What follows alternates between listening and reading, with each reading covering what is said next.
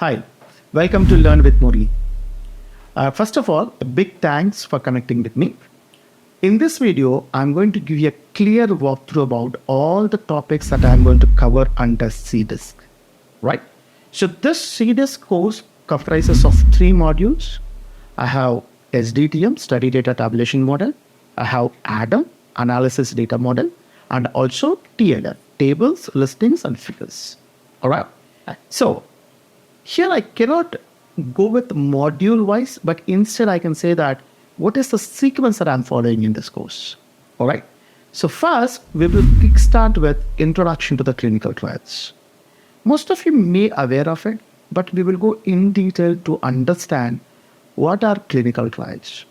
In this, what are called preclinical trials or non-human trials. Then, under the human trials, what are the phases you have? What happens in phase 1? What happens in phase 2, phase 3, and phase 4? Right? And then we'll talk about who and all involved in these clinical trials. So, what is the role of a subject? Who will be called as a subject? Who is a principal investigator? Who is a clinical research associate?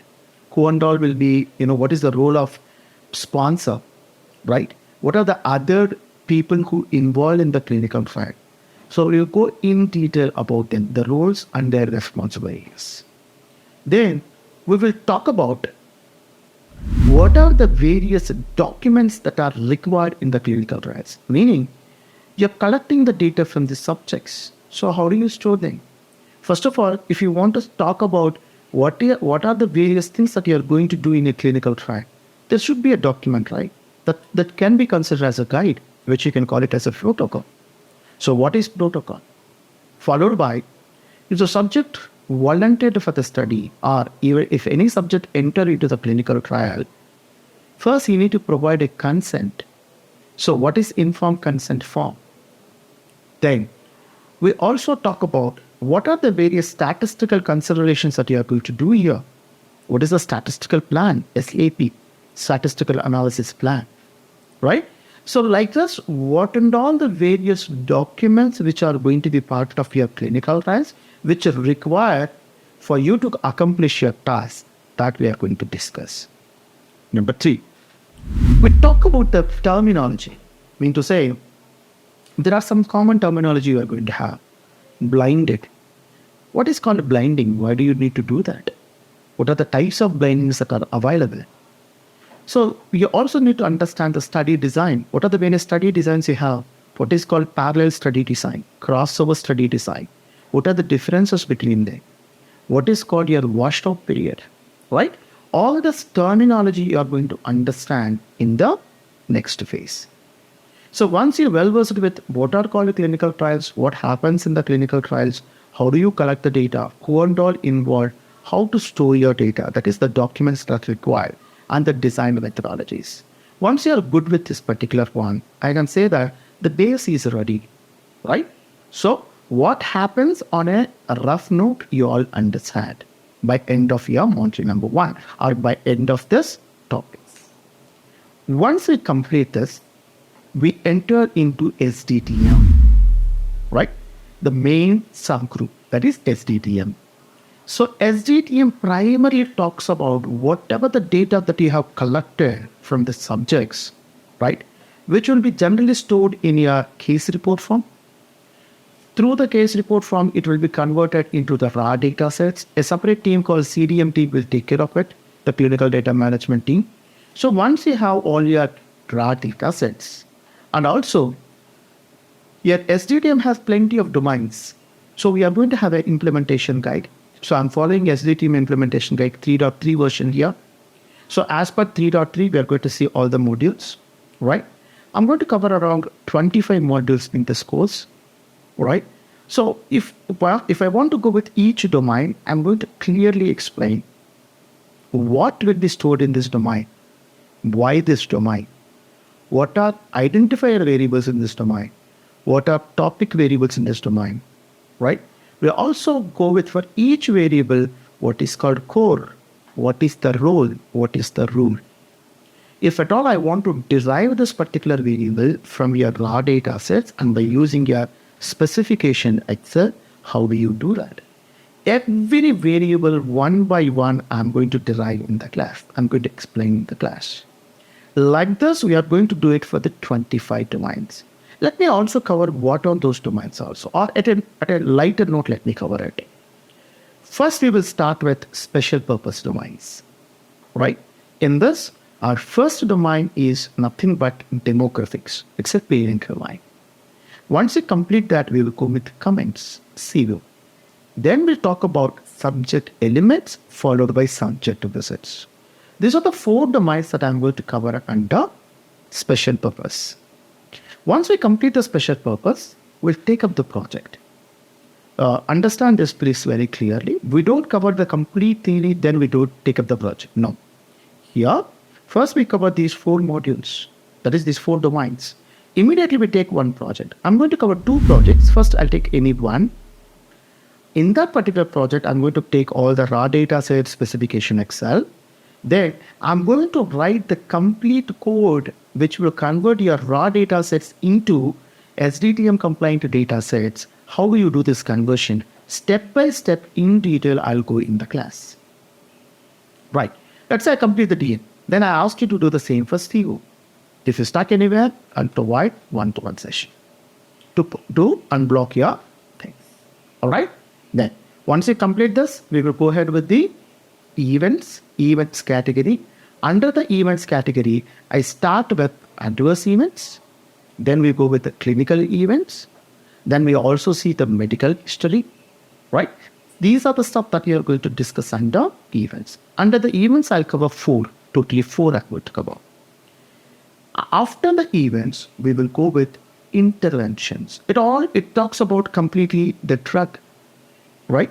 So you are going to have exposure as collected, exposure, and we also have something called concomitant or rescue medication. And we also discuss some of the substance usage here.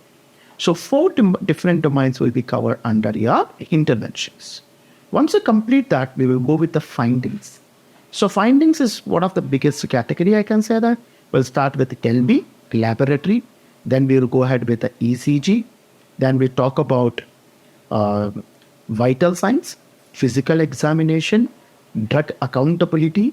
We also talk about death details and inclusion and exclusion criteria not met. All these domains will be covered under your findings, right? So there is one domain I missed in your previous categories, which is nothing but protocol deviation. Even that you are going to cover.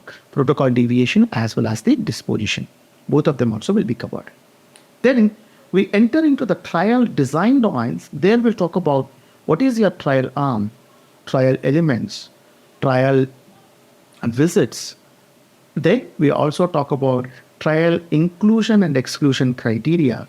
And finally, we close that with trial summary. So these are the categories.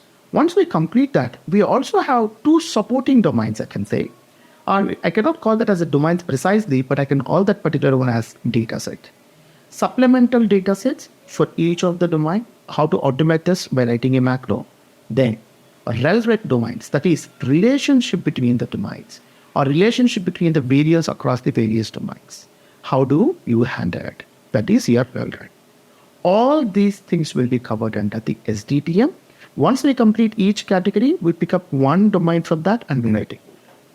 I provide the complete raw data set, specification Excel to you, and all the documents which are required. So you can go ahead with the remaining domains. Anywhere if you're stuck, we can do one-to-one session to unblock your blockages. Clear? Anyone stuck, we'll go with one. Right. By this time, you will be well versed with all the domains. You were also good with some of the coding aspects as well, because you already converted 5 codes in the class, right? Then you can take up the second project, which is a main project, I can call it as, which will be having around 400 plus subjects, a very complex one, I can say. Complex is not the right word, but it is a bit tedious because you are going to cover a lot of things with this. Again, in this, I'll take DM domain because it's a parent one. Again, I take the DM. I'll do the complete code conversion in the class. Then I allow you to do the code conversion for you for the remaining domains. This is how we are going to deal SDTM. We are going to spend a lot of time under SDTM because This is the one which is going to provide a basement feeling. Most of you will be working under either SDTM and TLFs predominantly, right? Adam is primarily for the experienced folks. Still, we cover that, but this is the place where you need to focus. This is the place where you need to spend a lot of time to understand the trial objectives, right? So what you did now, you have your raw data, whatever you collected, you group the data as per the implementation guide, right? But you have not started with your analysis yet. That analysis part will come under my second part, which is nothing but Adams. The name itself is telling you analysis data model. Here, you ensure that your data is analysis ready.